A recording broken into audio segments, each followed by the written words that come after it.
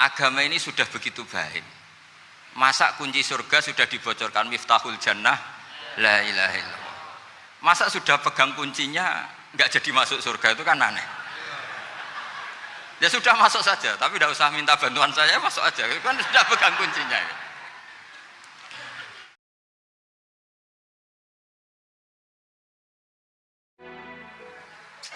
Assalamualaikum warahmatullahi wabarakatuh. Bismillahirrahmanirrahim. Allahumma sholli wa sallim ala sayyidina Muhammadin wa ala alihi washabbihi asma'in nama ba'du. Sedanten ingkang kula hormati wabil khusus teman bapak kula Kiai Haji Agus Ali Masyuri. Beberapa kiai yang tanpa ngurangi rasa hormat, saya hormati semua. Ini ada beberapa Gus. Ini saya ngaji insyaallah seperempat jam. Seperempat jam, nanti yang menghisap Gus Kausar berapa Gus? 10 menit. 10 menit. Begini, sebetulnya saya membela semua umat Islam itu ahlul jannah, karena saya ini ibarat marketing. Kalau orang Kristiani itu kan setiap orang mati sudah tenang bersama Bapak di surga. Jadi kampanye itu menarik sekali. Sementara kita sudah kiai, sudah imam masjid, sudah ulama, masih saja dikhawatirkan su'ul khotimah. Ini kalau kampanye ini tidak imbang, ini nanti saya takut kalah. Makanya saya bilang pokoknya semua orang mukmin itu ahlul jannah.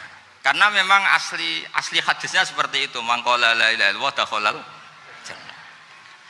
Bahwa kemudian ada beberapa kiai yang mungkin wataknya itu pesimis, kemudian bikin sekian aturan-aturan yang sebetulnya itu cerminan dari pesimisnya, terus akan-akan masuk surga itu susahnya bukan main. Nah itu saya tidak setuju, karena tadi pasti kalah dengan kampanye sebelah yang setiap orang mati dibilang sudah tenang bersama Bapak apa? Di surga. Jadi ini penting. Terus kedua saya bilang agama ini sudah begitu baik. Masa kunci surga sudah dibocorkan, miftahul jannah la ilaha illallah. Masa sudah pegang kuncinya nggak jadi masuk surga, itu kan aneh. Ya sudah masuk saja, tapi tidak usah minta bantuan saya, masuk aja, kan sudah pegang kuncinya. Terus ketiga, kenangan terburuk saya ketika jadi kiai itu gini, saya ada beberapa guru SD datang ke saya. Ini agak-agak masalah besar. Gus, boleh enggak buka ujian nasional yang masih disegel? Semua guru bilang nggak boleh, itu kriminal kan. Ada satu guru yang bikin analogi agak kacau. Boleh saja.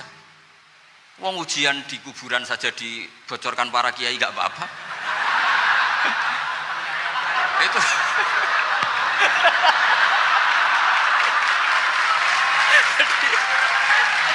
Tapi ini kriminal ya. Perhatian kepada kiai, nggak boleh memukul pemateri.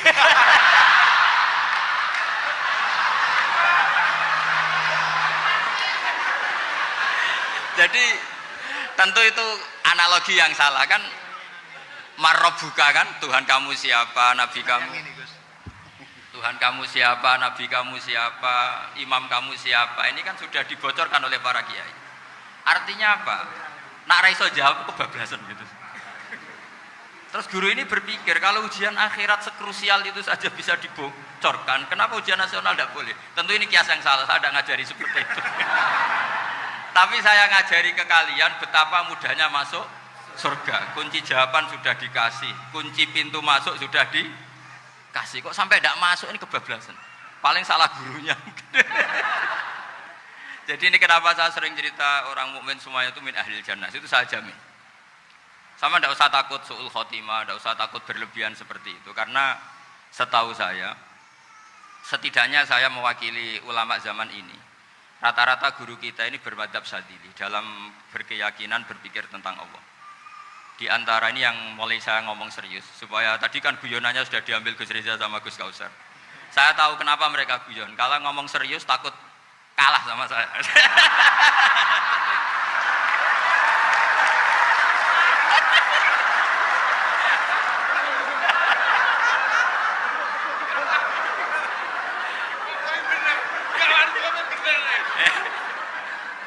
Karena saya ini sudah terkenal pemikir serius, jadi artinya itu satu kepintaran mengalihkan, ya, oh ya, sudah itu satu kecerdasan. cerdas. Tidak hanya ngalim tapi betul cerdas. Betul cerdas. Jadi itu bukti beliau-beliau ini cerdas itu. Saya berpikir begini, ini madhab Syadzili. Kita semua tentu Syadzili karena kita semua ngaji kitab Hikam. Kita tahu kitab Hikam itu muridnya Abul Abbas Al-Mursi. Abul Abbas Al-Mursi muridnya Syekh Abil Hasan apa? Asy-Syadzili. Saya masih ingat betul makalah itu dan saya ulang-ulang. Setiap saya ngajar di sarang saya ajarkan itu. Kilali kata Abul Hasan Asy-Syadzili, saya pernah dapat hatif, dapat semacam ilham. Apa makna min syarril waswasil khannas? Itu kata beliau dijawab oleh hatif itu. Hatif itu nggak perlu diterjemah tadi ada karena tadi diajarin itu. Apa yang dihidupkan itu nggak perlu dijelaskan. kata hatif tadi, waswasun yadkhulu bainaka wa baina habibika. Yunsika altofahu alhasanah wa yudzakiruka af'alaka asai'ah wa yukassiru indaka dzatas shimal wa yuqallilu indaka dzatal yamin. Liya'dila bika an husni dzanni billah ila su'i dzanni billah. Jadi yang dikatakan waswas adalah kamu digiring untuk hanya ingat sisi-sisi kamu yang negatif. Dilupakan bahwa Anda punya sisi-sisi yang positif. Misalnya seperti ini, mungkin secara fikih tadi banser-banser tegas. Wah ini masalah, lelaki perempuan dipisahkan gini-gini. Tapi kenapa Ghazali bilang ya sudah gini gak apa-apa. Sebetulnya ada rukhsah. Rukhsah itu karena ini di depan umum. Yang paling pantangan Nabi itu la yakhluwanna rajulun bimra'atin. Ini ada yang menjaminnya gitu. Malah khawatir saya di sini dipisah tapi setelah berduaan nggak bisa. Jadi toleransinya karena ini di depan umum. Itu masih ada toleransinya. La yakhluwanna rajulun bimra'atin. Begitu juga ketika kita dosa, misalnya kita dosa. Orang Islam setiap dosa itu pasti ingat salahnya, kemudian istighfar. Dan ketika satu kebaikan dibandingkan keburukan, itu kata semua ulama, karena sayyi'ah itu bernilai 1, kebaikan bernilai apa? 10. Itu masih surplus berapa? 9. Jadi itu cara berpikir Abul Hasan Asy-Syadzili. Kenapa kamu harus berpikir positif tentang Tuhan? Sekali berpikir tentang negatif, itu bahaya betul. Misalnya begini, kamu berpikir tak rewangi jadi kiai, sujud, rukuk, ternyata aku tetap lebu neraka, gunane apa? Itu menurut saya kan nggak punya akal. Sujud itu satu kelaziman menghamba kepada Allah. Normalnya seorang hamba itu ya sujud. Kemudian gara-gara kamu ingin masuk surga, terus logika kamu dibalik, gunanya apa saya sujud? Ternyata saya masuk neraka. Itu pertanyaan yang benar-benar bodoh dan itu menjadikan Allah benci. Logikanya dibalik begini. Ini saya ngomong serius karena ini bentuk kemenangan saya ini bentuk kemenangan saya. Saya berkali-kali ngomong di kota pelajar di Jogja karena banyak pengujinya juga. Bukan sekedar pendamping tapi penguji. Banyak yang profesor, bukan sekedar dokter, banyak yang profesor. Jadi biar ini dok. Begini, saya pernah ditanya sama seorang dosen, Gus, saya ini ngaji hadis banyak, tapi ada yang saya tidak paham, yaitu mangkola la ilaha illallah dakhalal jannah, ada kalimat wa in zana wa in saraka. Meskipun pernah zina, pernah maling. Ini kan seakan-akan mentoleransi perzinaan dan pemalingan. Terus saya bilang, oh makna hadis itu seperti ini. Jadi kebenaran absolut, kebenaran yang mutlak itu tidak akan terganggu oleh status perilaku seseorang. Saya berkali-kali memberi contoh. Orang yang ditangkap KPK akan bilang 1 tambah 1 2. KPK-nya juga bilang 2. Rivalitas dalam politik, Pak Prabowo ya bilang 2, Pak Jokowi juga bilang 2. Orang yang zaniyah, yang lonte pun akan bilang 2. Muftinya juga bilang 2. Ketua MUI-nya juga bilang 2. Artinya gini, kebenaran yang absolut adalah kebenaran yang siapapun akan meyakini seperti itu. Seperti 1 ditambah 1, 2. Kamu punya musuh bilang 2. Kalau ibu-ibu ini punya maru ya marunya bilang 2 tadi tambah mama. Enggak tahu saya terjemahnya apa tadi. Nah, kebenaran yang absolut itu kebenaran yang siapapun pasti mengakui. Dan uniknya begini, saya pernah ngaji acara himmah, acara pondok sarang di Demak. Kalau kamu bilang 1 ditambah 1 menjadi 2, untuk mengatakan 2 itu kamu butuh hadiah enggak? Mereka semua jawab enggak. Kita semua enjoy saja mengatakan tembok itu putih. Kenapa? Karena memang putih. Kita mengatakan 1 tambah 1 2 karena memang kita tanpa presentasi dapat hadiah, dapat penghormatan. Kenapa untuk mengatakan Allah itu Tuhan kita butuh surga? Memangnya kalau tidak ada surga Allah tidak jadi Tuhan? Ini problem orang soleh-soleh yang terlalu pesimis.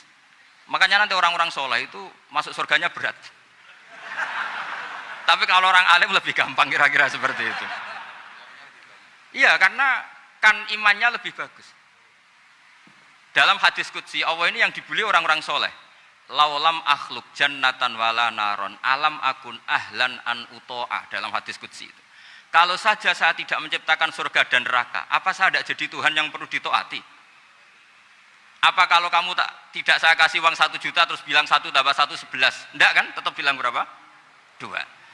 Kalau kebenaran absolut yang 1 tambah 1 kamu bilang 2 meskipun tanpa mendapat hadiah. Kenapa untuk bilang Allah Tuhan kamu butuh hadiah surga? Itu kan serah ikhlas belas. Makanya saya terus mengajarkan ikhlas. Ikhlas itu bisa dilatih dengan akal, dengan pikiran, bil ilmi lah. Harus dilatih. Nah di sini ini momen atau makna yang mestinya harus difahami wa inzana bahwa kalimat ini sah meskipun dilafatkan seorang yang pernah zina. Sama seperti 1 tambah 1 2 sah, diucapkan siapa saja sah. Dan siapapun akan mengucapkan itu secara ikhlas. Ini penting saya utarakan. Sehingga setelah ada firqah-firqah takfiri yang mengatakan orang megang keris itu syirik, ke kuburan syirik, ini syirik. Itu salah besar. Salahnya adalah tadi kalimat-kalimat atau kebenaran-kebenaran absolut ini sudah jadi sibghatullah man ahsanu minallahi sibghah. Kalimat ini begitu absolut di hatinya orang mukmin. Sehingga ketika terganggu oleh hal-hal yang adat istiadat kayak pegang keris, kayak apa, ini tidak mengganggu. Tetap kualitas iman ini di atas keyakinan adat membawa apa keris. Kalau orang membawa keris menjadi syirik karena percaya sama makhluk. Orang misalnya kejawen kalau nggak bawa keris nggak nyaman. Orang kota itu kalau nggak bawa ATM juga nggak nyaman. Itu tidak dihukumi syirik. Kamu pergi lupa bawa HP nyaman enggak? Enggak, kenapa enggak dihukumi syirik?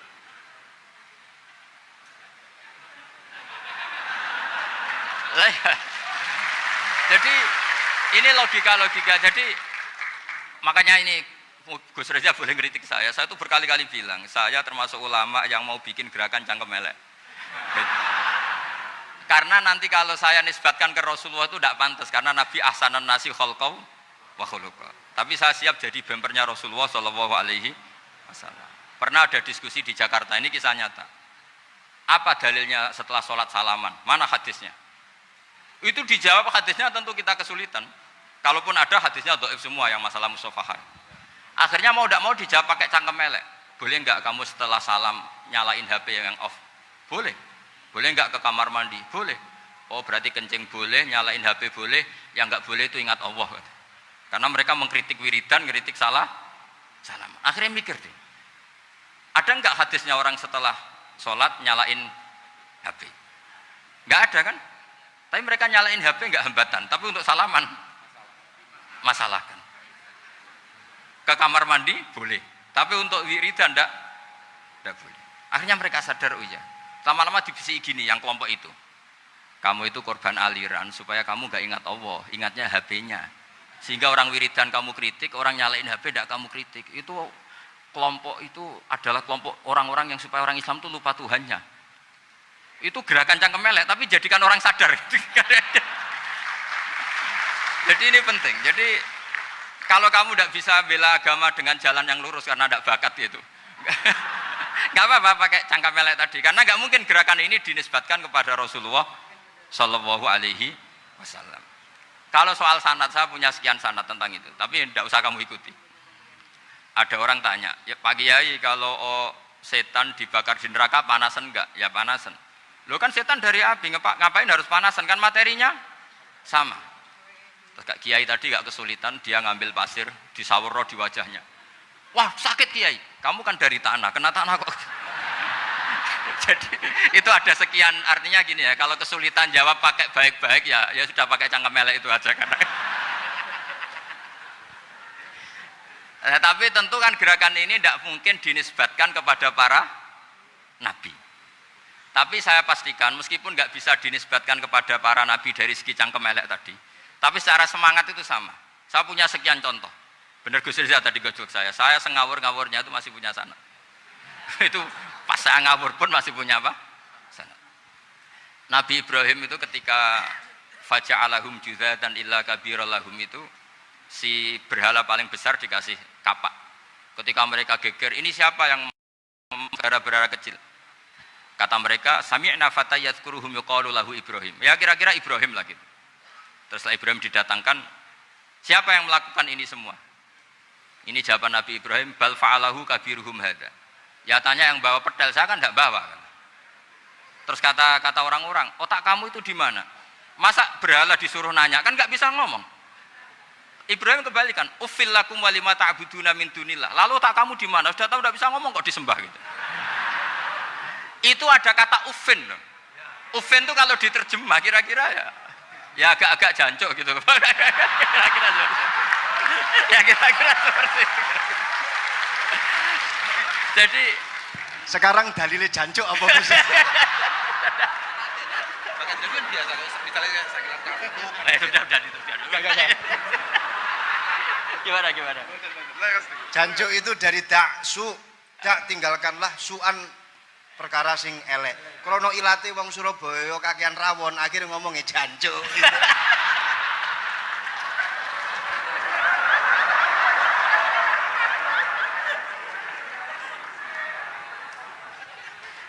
Jadi mulai dulu melawan kebatilan itu harus pakai logika yang vulgar. Karena memang nggak mungkin dengan bahasa-bahasa priayi itu nggak mungkin.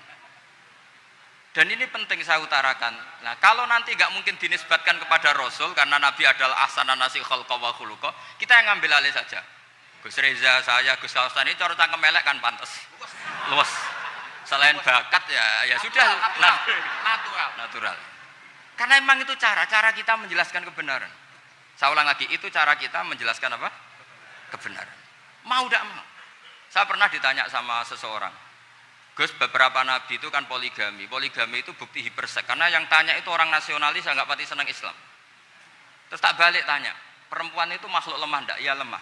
Kalau nolong lama satu itu gimana? Ya baik. Kenapa nolong dua jadi tidak baik? Harusnya kalau nolong tiga tidak baik. Tapi saya tidak dukung poligami. Nah, ini cerita.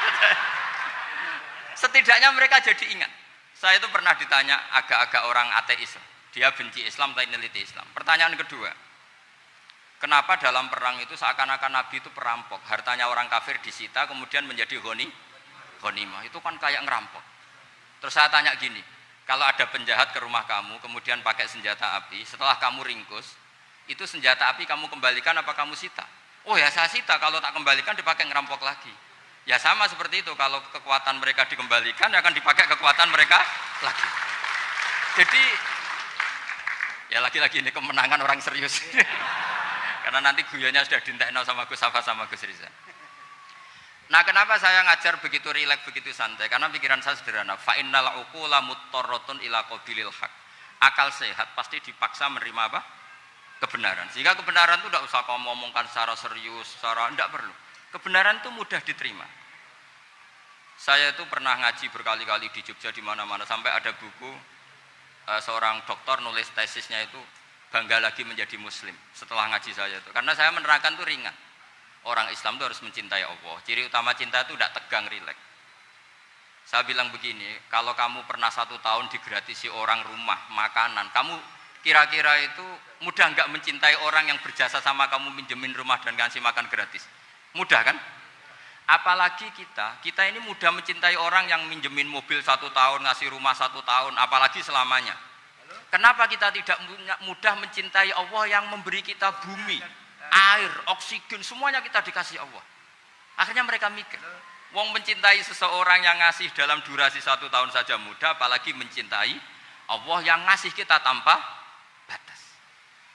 Itu disebut walladzina amanu asyaddu hubbal lillah. Orang mukmin itu mudah sekali mencintai Allah. Caranya dilatih tadi. Kita mudah mencintai orang yang berjasa sama kita. Kenapa tidak mudah mencintai Allah yang tentu jasanya lebih besar?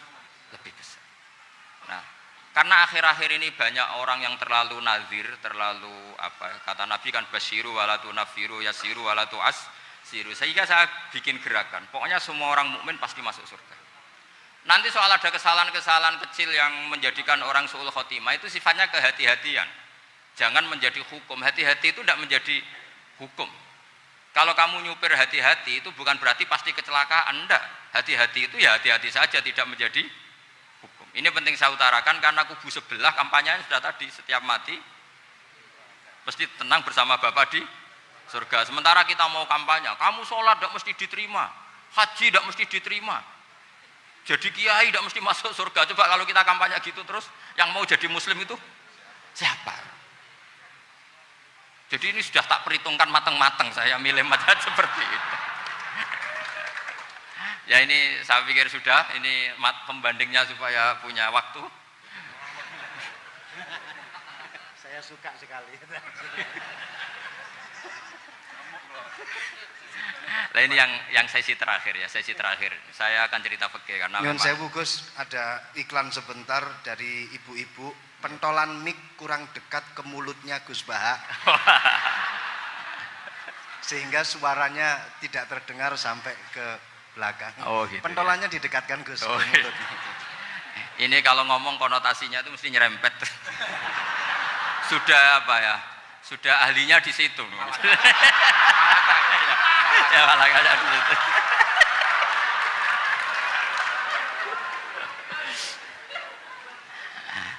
Dalam sesi terakhir saya cerita pentingnya pembanding. Imam Rafi'i itu yang ngarang kitab Muharrar. Kitab Muharrar ini adalah ringkasan dari kitab Al-Wasit. Al-Wasit itu karangannya Imam Ghazali. Al-Wasit sendiri ini khas ngaji NU, karena NU maknanya Nahdlatul Ulama, gerakan para ulama. Jadi kalau nggak ngerti alim-alim seperti itu ya ada NU. Sebenarnya sampai itu pasnya Nahdlatul Ummah, gerakan umat. Tapi kan sudah jadi partai politik Nahdlatul Ummah. Karena yang katakan NU itu Nahdlatul Ulama, gerakannya para ulama. Imam Rafi'i itu berpendapat sujud itu cukup pakai batuk, pakai jidat. Itu dalam kitab Muharrar. Wal asoh anna sujud yasihu mau cukup biwatil jabhah.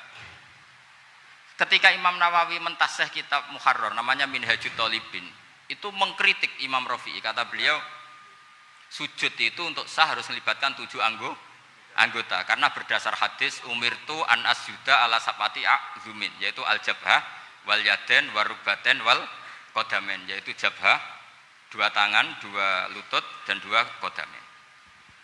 Akhirnya saya ngecek di kitab asli, Imam Rafi'i termasuk Ashabut Tarjih dan Imam Nawawi. 2 orang ini khilaf. Kan nggak mungkin kita sebagai mushahihnya, karena yang khilaf ini 2 ulama besar, satu Imam Rafi'i, satu Imam siapa? Nawawi.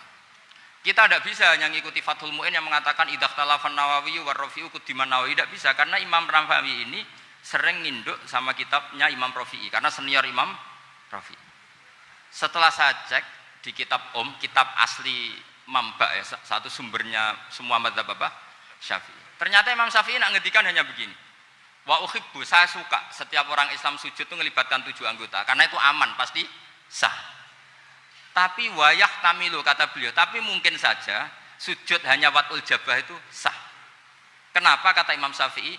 Liqaulihi sallallahu alaihi wasallam atau li du'aihi apa sallallahu alaihi wasallam fi sujud sajadalaka wajhi wa sam'i wa basori.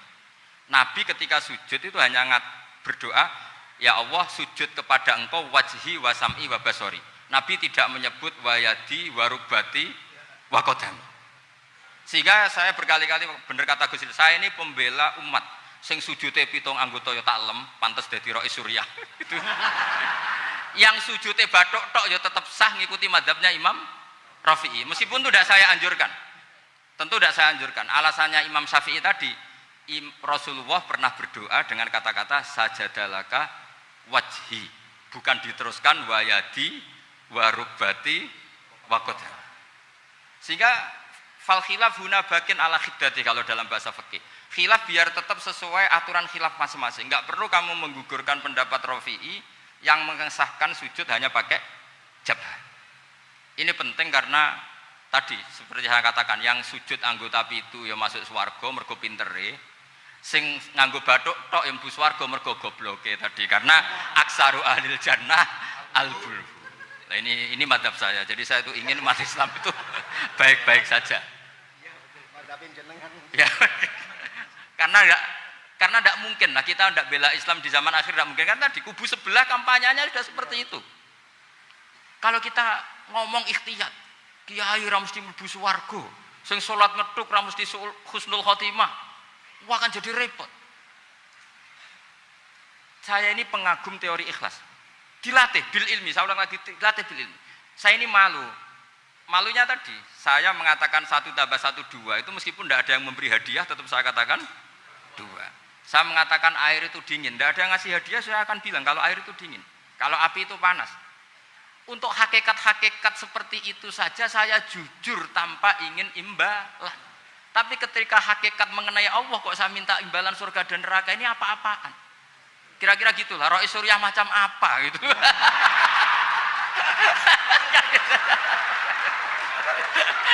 Ya, saya kira demikian. Assalamualaikum warahmatullahi wabarakatuh. Waalaikumsalam warahmatullahi wabarakatuh. Alhamdulillah. Baru kali ini ada seminar yang dikritik terus sama pemateri itu pendampingnya. Mestinya pembandingnya. Tapi luar biasa para milenial semuanya, Masya Allah, terlihat wajah-wajah surga di majelis ini. Walaupun toh yang hadir tidak semuanya milenial, ada post milenial juga di sini. Ada yang Gus dan juga ada yang Kiai. Kalau Gus biasanya kan masih bisa tolah-toleh, kalau Kiai harus fokus. Tapi yang paling fleksibel di PWNU Jawa Timur, yang paling enak itu adalah beliau, Kiai Haji Agus Ali Mazhuri. Enaknya pripun? Dadi Kiai ya iso, dadi Gus ya iso. Itu posisinya paling enak di antara pengurus-pengurus yang lain. Tepuk tangan untuk beliau, enggak apa-apa. Langsung saya buka pertanyaan, yang ditanya 2 orang, jangan pendampingnya. Yang ditanya 2 orang. Kalau enggak Gus Baha, Gus Kausar. Saya hitung sampai 10, enggak ada pertanyaan, kita tutup dengan doa. 1, 10. Ada yang 2 mawon nggih, pertanyaannya 2. 1, monggo. Yang perempuan, saya ingin yang perempuan, monggo. Sudah 2. Silakan.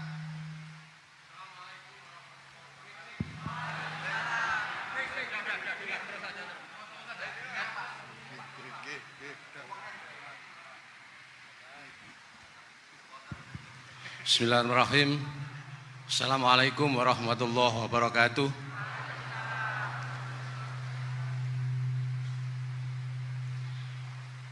Yang saya ingin tanyakan kepada Gus Baha, saya itu sering ngaji lewat YouTube panjenengan Gus.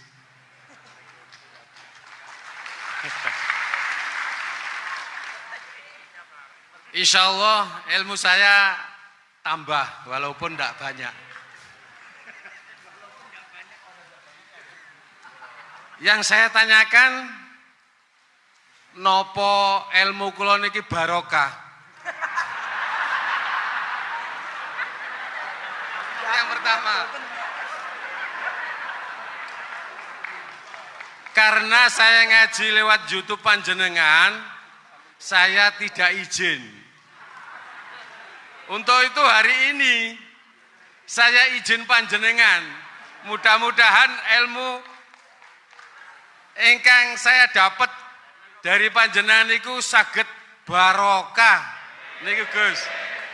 Terima kasih. Wassalamualaikum warahmatullahi wabarakatuh. Waalaikumsalam warahmatullahi wabarakatuh. Langsung mawon Gus nggih, yang satunya dulu. Siapa aja? Oh gitu. Monggo Gus. Itu tetap barokah, dan kebaikan itu mah enggak perlu minta izin. Kalau kebaikan minta izin jadi repot. Jadi kalau dalam kitab fikih disebut iktifaan bil idzni syar'i, karena syara akan selalu memberi izin sama kebaikan. Itu udah hanya masalah YouTube sampean. Tadi melihat wajah Gus Ali ibadah, pamit dulu. Nanti kalau ada orang alim lewat mau lihat juga pamit dulu. Lama-lama mau baca sholawat, ya Rasulullah pamit dulu mau baca sholawat. Jadi semua kebaikan itu cukup iktifaan bil idzni syar'i. Ya jelas ini ya. Oke, terima kasih. Jangan lupa pulsane tuku dhewe lek ndelok YouTube. Wifi-nya juga jangan nyolong. Harus passwordnya izin kepada yang punya wifi. Baru nanti 100% barokah. Mbak yang belakang bisa berdiri, yang mau tanya tadi. Ya, silakan. Bismillahirrahmanirrahim. Assalamualaikum warahmatullahi wabarakatuh. Mohon izin Yai Gus, saya di sini mau tanya, Selain sebagai pelajar santri, saya juga sebagai seorang mahasiswi di salah satu universitas di Surabaya. Yang saya tanyakan sebagai pemuda milenial, kita semua tahu bagaimana keadaan demokrasi negara Indonesia saat ini. Yang saya tanyakan bentuk dari hubul waton minal iman. Hubul waton di sini, bolehkah saya sebagai seorang mahasiswi menyuarakan pendapat saya, berjuang bentuk ijtihad demi keadilan berupa demonstrasi.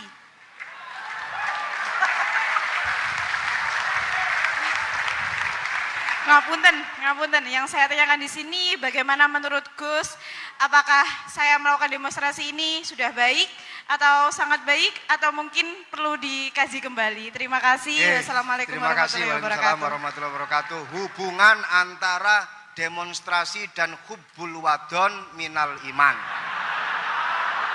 Hah? Oh ya, hubbul waton minal iman. Monggo Gus.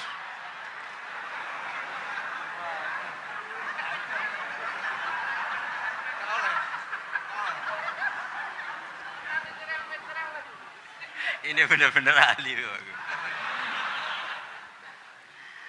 Begini kan, demonstrasi itu kan makna pokoknya itu kan apa? Memperlihatkan. Makanya demonstrasi kekuatan maknanya ya show ya, memperlihatkan satu apa? Kekuatan. Sehingga kalau dalam Islam itu ya fleksibel, asal itu tidak merugikan orang lain, tidak anarkis, tidak mandorot bagi kelompok lain tentu boleh. Bahkan kalau tidak menyuarakan suara kita tentu dengan cara-cara yang tetap Islami ya, itu malah kita disalahkan karena berarti tidak ikut bertanggung jawab terhadap proses bernegara. Tapi tentu disuarakan secara konstitusional dan secara baik. Kemarin pas demo di Jogja yang ramai itu masalah rancangan KUHP itu, rektor UI juga ketemu saya, pamit Gus mau demo aja. Ya tapi yang baik dan sopan karena begini ya. Di Quran itu ada ayat walau la dafuwahin nasa ba'dahum bi ba'dil fasadatil ard. Jadi kekuatan manapun itu harus dikontrol. Tentu kontrol itu macam-macam. Tapi tentu saya ulang lagi, jangan anarkis, jangan melakukan sesuatu yang kontraproduktif. Jadi menurut saya pernah ditanya, Gus kalau pemerintah itu didukung 90% rakyatnya bagus enggak? Ya bagus, berarti presidennya hebat, didukung mayoritas rakyat. Kalau hanya 55 ya bagus. Presidennya biar tahu, biar hati-hati karena dipilih separuh lebih sedikit gitu. Lah kok bagus semua? Ya emang harapan kita sama Allah semuanya baik semua kata saya gitu.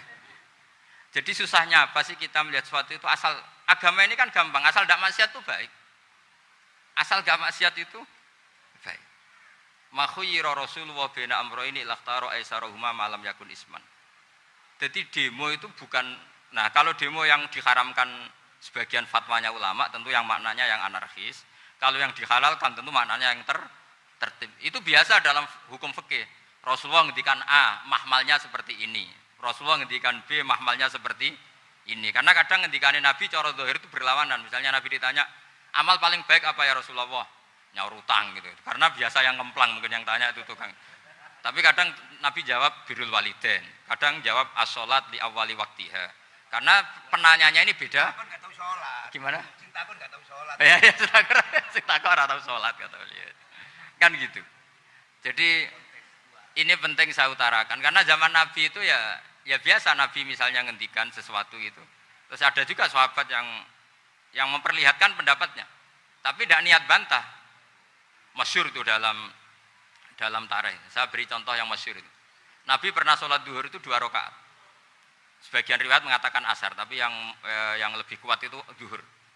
Setelah 2 rakaat Nabi sholat, itu akabirus sahabat papan atas itu sudah ada yang ngendikan karena mereka sopan semua, tahu etikal.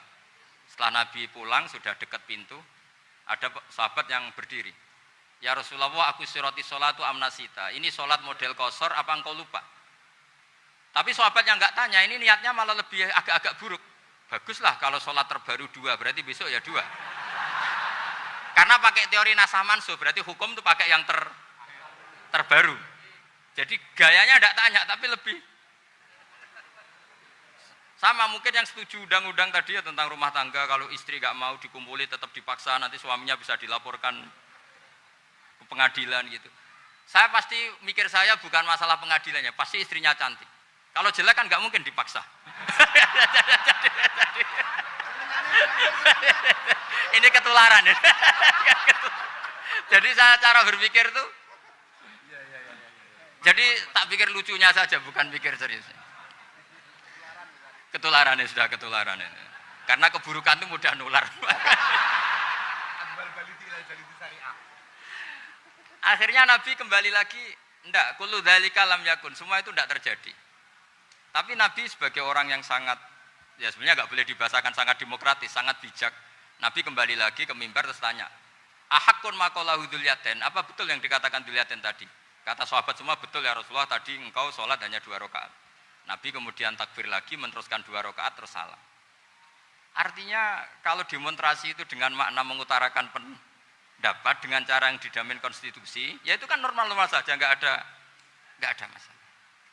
Saya pernah derekno bapak, itu ada pertanyaan yang benar-benar mengusik saya. Ada orang miskin datang ke bapak, Pak Yai, jadi wong melarat itu ra enak. Sajane ya wis suwe dadi wong melarat ra enak. Itu pas Ramadan. Kenapa kata bapak? Bapak saya itu teman akrabnya Gus Ali, itu senengannya ya guyon, mau meninggal aja masih guyon. Bapak itu guyon terus. Kenapa ya? Sudah puasa nggak makan, buruh orang macul itu kan berat. Mau istirahat nggak boleh karena buruh orang. Enak dadi wong sugih puasa diam di rumah gini-gini terus. Terus kata bapak saya gini, enak wong melarat. Dadi wong sugih nak poso berat. Kok saged ya? Esok mangan pecel, awan rawon. Enggak sore sidik sate. Jadi yang harus ditinggalkan itu banyak. Nak sampean kan biasa meninggalkan itu semua. Semenjak itu dia, oh iya, nak ngono podo-podo abot. Jadi hasutnya pada orang kaya terus nggak ada. Nah ini pentingnya ilmu. Jadi pentingnya pendamping tadi. Itu. Setelah diberi jelasan, oh maturun ternyata podo-podo abot gitu. Dia nggak tahu susahnya jadi orang kaya. Ya sama seperti tadi. Ya saya puasa. Kerja gini-gini bojo sitok elek terus dari yang bojone 4 cantik semua abot aku. Karena harus ninggalkan 4 yang cantik tadi yang bisa menghidupkan tadi itu. Itu kan juga demonstrasi artinya mengutarakan apa yang jadi itu saya pikir seperti itu. Ya ini pokoknya gitu aja ya. Assalamualaikum warahmatullahi wabarakatuh. Waalaikumsalam warahmatullahi wabarakatuh. Tepuk tangan untuk beliau. Kita doakan semoga